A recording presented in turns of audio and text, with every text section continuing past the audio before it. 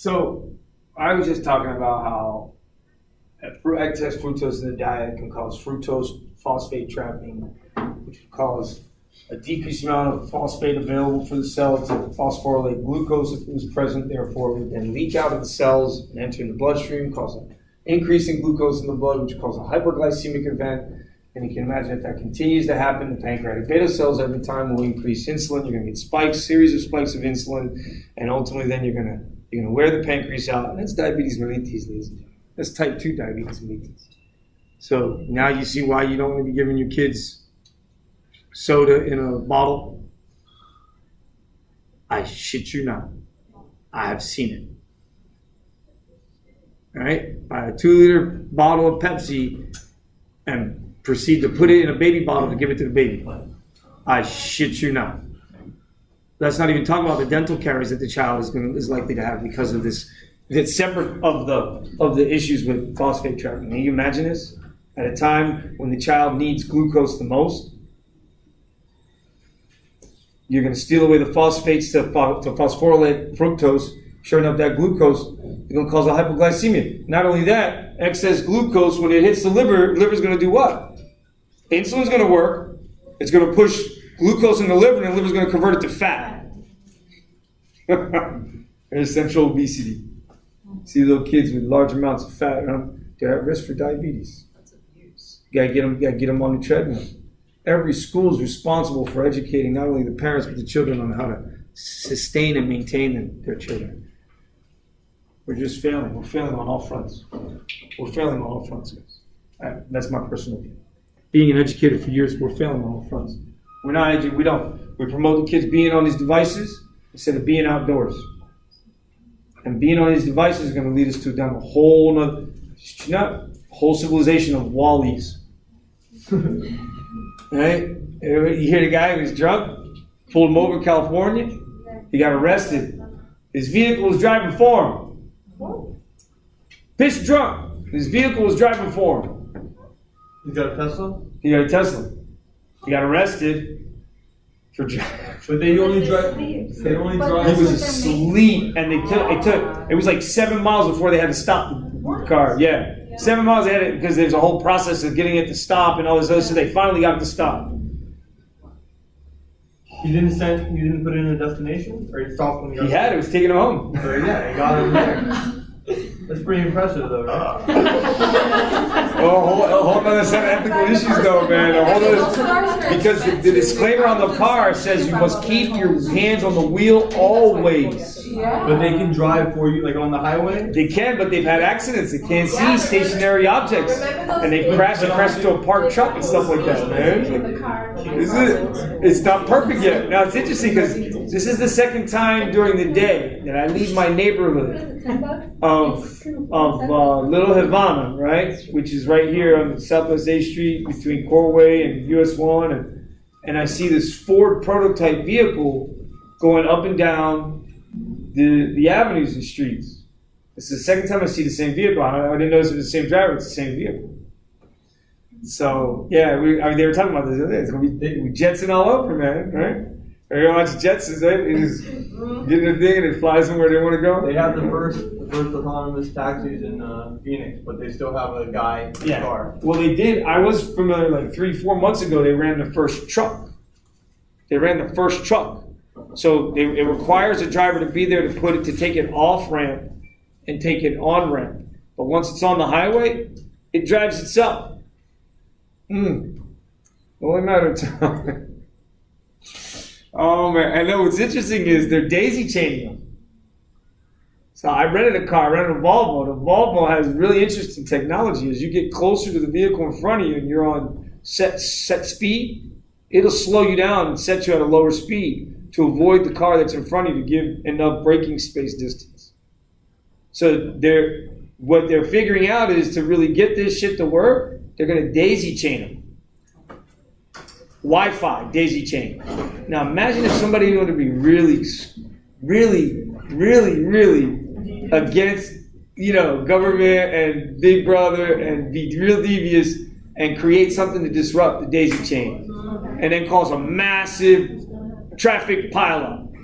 Just like this about drones flying in the air and dropping Amazon packages off. Yo, I'm not down with that at all, man. I don't want to see no drones in the air.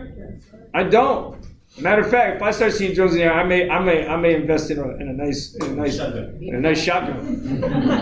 I'm gonna start shooting them out the air, man, because that invasion of privacy. It's not right. It's like claiming space. You can't claim space. You can't just claim the air above us. It's not right. The air is free to everyone. You can't just claim it. I have serious issues with the neighborhood kids using these devices, man. You don't know for what reasons. They're going around in the backyard to see what they can see, what you got in the backyard, and then try and steal it. Aren't you supposed to register any drone that you purchase? You're supposed to, but I don't know. I don't know if the state actually. I don't know. I don't know enough about that, to be honest with you. But the hobbyists, I don't know if they register. I don't. I really don't. Kind of cool though. Somebody dressed up their drone as a witch and had it flying around everywhere. That's scary as shit. It was. I do some shit like that with a glowing skeleton in the middle of the graveyard, with the little kids running by. We like pop up, start chasing you. That's like the biggest nightmare right there. Like, oh my gosh, we used to always cut the graveyard. That's a fear I always had. Like something coming out the ground and grabbing me. So all right, now as an adult, I'm not afraid. As a kid, I was afraid. All right. So guys, this is. Understand it. There's a huge impact here, and we have to understand that. Wait a minute. So we're talking about Professor P. We're in reproduction. You're talking about diet, but guys, diet is what determines our rate of DNA to RNA to protein. You understand?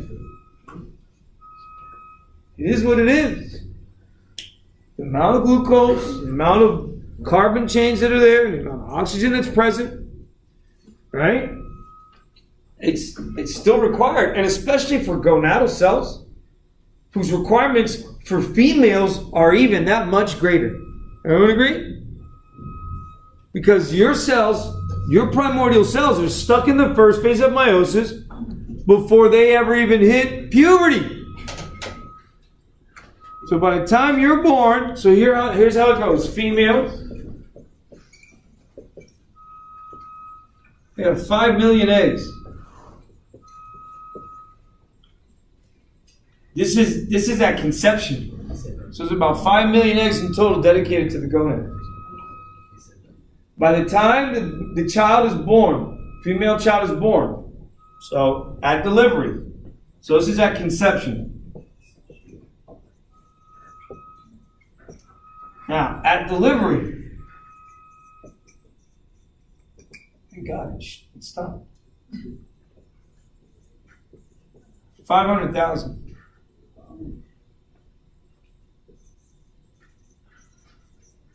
And at puberty, down to 500.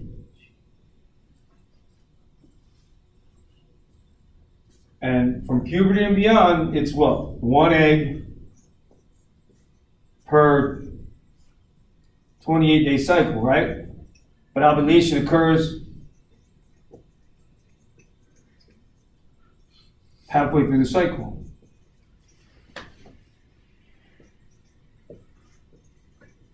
Halfway through the cycle. Now that's if you're normal. And ladies, anyone want to raise your hand? Claim you're normal? Self-evaluation here, I'm not judging. I'm not judging. Y'all complicated creatures, man. Shit. Wait. So you inherit 2 X's and you inactivate one of them? What? Come on, make up your mind. Seriously? One or the other. You're a mix, you're a chimera. Your X chromosomes are chimeric. Because you're a mixture of each cell inactivates one of the 2 X's. So that means you're a combination of these cells that inactivated one X versus the other X. Separately. When you go to produce your eggs, from conception to delivery to puberty, this whole time, your primordial eggs, your primordial follicles that containing a primary oocyte is stuck in prophase or metaphase, somewhere around there. You look at it in your book, somewhere between prophase and metaphase, probably metaphase of meiosis 1. I think it's metaphase, is it not? Does the book say metaphase? Metaphase of meiosis 1. That whole time? What? So, ladies, if you don't hit puberty till 14 or 15 or 16, do you see this being an issue? Yeah, you're 4 years off the schedule. You understand, guys? You're 4 years off the schedule. That's called anovulation, when you don't ovulate enough. Female athletes who have lower than 12 to 13% body fat on them have anovulatory states. Meaning, instead of having a 28-day cycle with an egg being released on the 14th day, the cycle is extended. The day cycle is extended with a decrease, guys, in cholesterol, which is in body fat. Huh? So if you're an athlete, a male athlete, you got to worry too. 7% it's the recommended. 7% body fat is recommended. Anything below 7% is just you're teetering. You're having to if you're at 6 or 5% body fat, great. You're super lean, but now guess what? You're having to consume more fat in your diet to compensate for the fact that you don't have enough on your body. Okay? And you have to be conscientious of this. And your behavior will change very drastically. You start, you're like, you don't eat at a certain time, and then you start feeling like, you ever see that commercial? Snickers commercial? Snickers commercial, like one person and eats a Snickers bar and he's back to the normal person that he was, right? Instead of famous star who's got, it's like that. So, can you have it shortened? I don't know. I'm sure you can. Most cases, females will have it shortened and then lengthened to 28. So you'll be somewhere between a shorter cycle and a 28-day cycle. Sometimes it goes longer. But if you go 2 months, then that's a sign. You understand?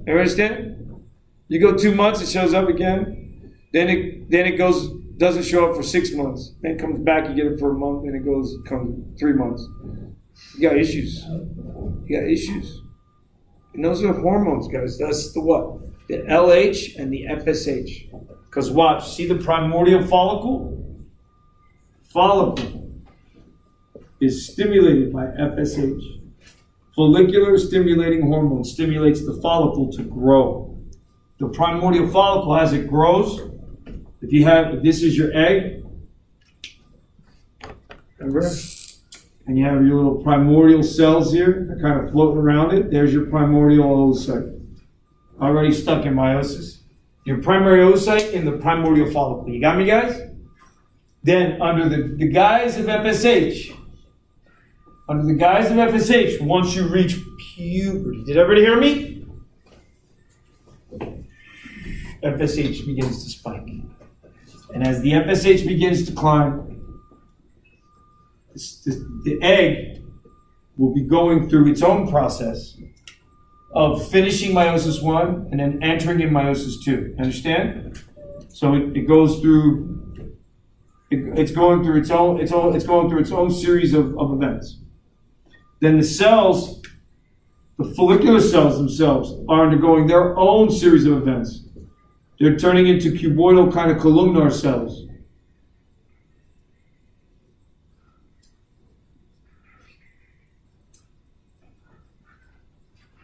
You see that? And then they're going to increase in the number, in the layer. So now what's going to happen? You're going to get this.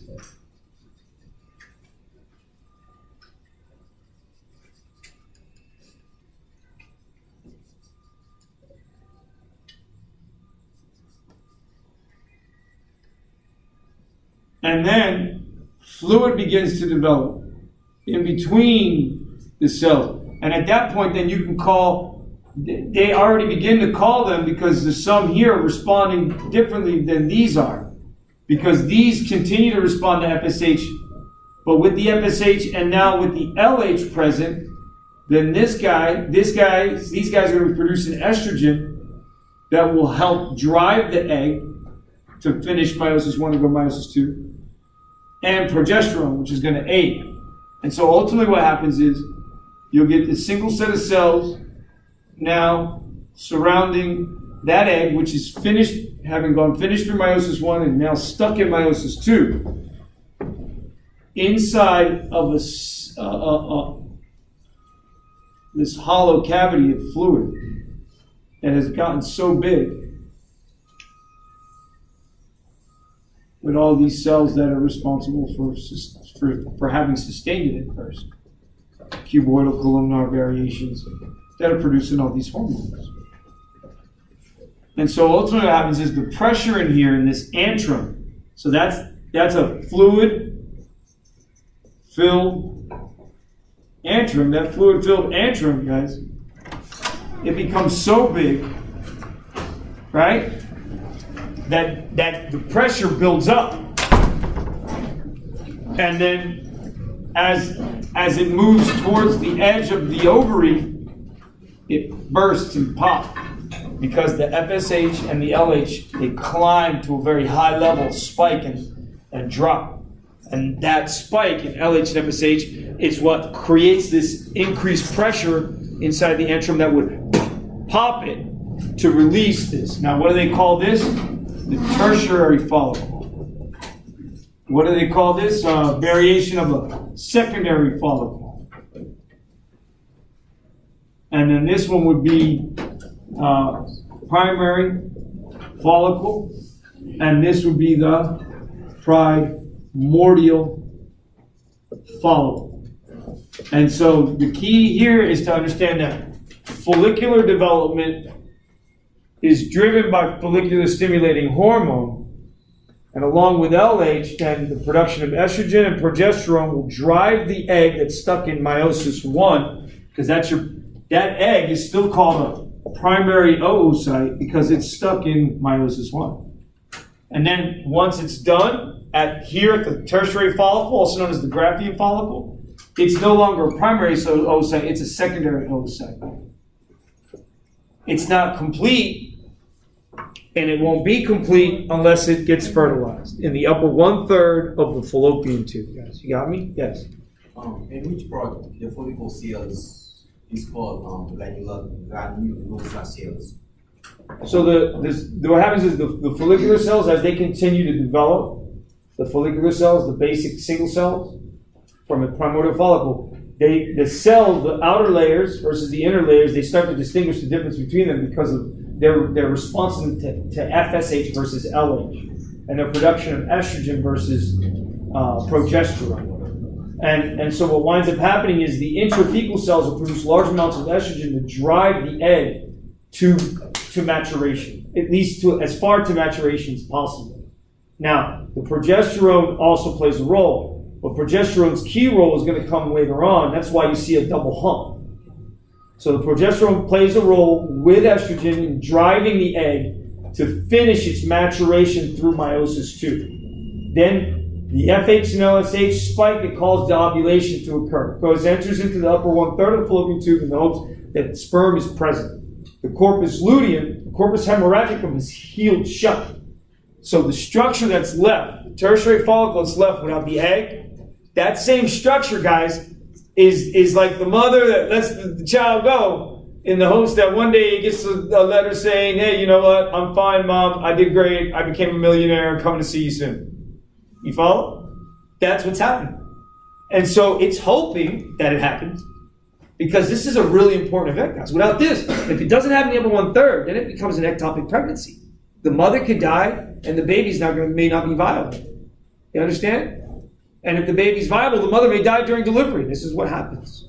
So you have to understand this stuff. You guys got me? And I know ectopic pregnancy is definitely in the textbook. Right? I know they talk about that. Because I told you it's supposed to implant in the lateral wall, not in the fundus, not in the fallopian tube. Do you understand? Sometimes it seeds in the abdominal cavity. Ooh, what? Yeah. Now, interestingly enough, hormonal tissue that's in the uterus that becomes inflamed because of responsiveness, it's called endometriosis. Well, that hormonal tissue can actually migrate and seed in the abdominal cavity, especially in the lower pelvic cavity and the lower abdominal cavity. So endometriosis can affect your organs, not just your reproductive organs, but it can also spread to GI, to the GI wall. And so this is why some females, they'll get that bloatedness if they have a severe endometriosis. They'll get a lot of tenderness and swelling in the abdomen, because the word endometriosis, the definition of endometriosis is ectopic tissue from uterus or fallopian tube, from those structures that migrated where it didn't belong, but still stayed responsive to hormone levels. You see that? Look it up. You'll see endometriosis. I'm sure it's in the textbook as well. All right? I'll write it on the board for you. So, endometriosis.